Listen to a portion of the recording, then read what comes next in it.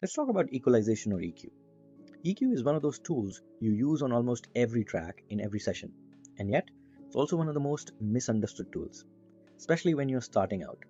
Most beginners treat EQ like a simple fix: cut here, boost there, and move on. But EQ is really about decision making. At its most basic level, EQ lets you selectively cut or boost frequencies. But what you choose to cut or boost and why makes all the difference. So let's break this down. First, removing unwanted frequencies. Every recorded sound contains a mix of useful and problematic frequencies. Some help an instrument feel full and musical, others exaggerate its flaws. Your job is to identify those problem areas and deal with them gently.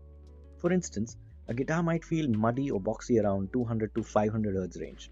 It can sound nasal or cheap between 800 to 1.5 kHz.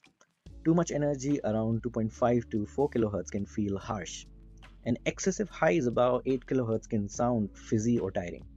These frequencies aren't bad by default, but in the wrong context, they get in the way. Second, resolving conflicts between instruments. Here's an important reality: not everything can sound big at the same time. A clean mix often comes from choosing which instrument gets priority in each frequency range and asking other instruments to step back. This is why sound selection and musical arrangement matters so much. If the parts are fighting each other, EQ can only help to a certain extent. So define the role first, then EQ to support that role. Third, enhancing what matters. EQ isn't only corrective, it can also bring out the character of an instrument. Certain EQs add color and personality, and when used with intention, they help an instrument shine without overpowering the mix. One key habit here: avoid EQing in solo. Always listen in the context. If it sounds better alone but worse in the mix, it's not doing its job. Fourth, mid-side EQ. Mid-side EQ lets you treat the center and the side of a stereo signal separately. This opens up powerful options. You can reduce harshness on the sides without touching the center. You can create space for vocals by cutting 2 to 3 kHz in the mid of guitars or similar instruments.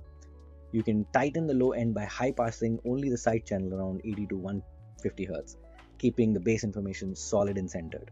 And you can add width and air by boosting highs on the side channel without making the mix feel sharp. Final reminder: always work with intention. Don't EQ without a reason.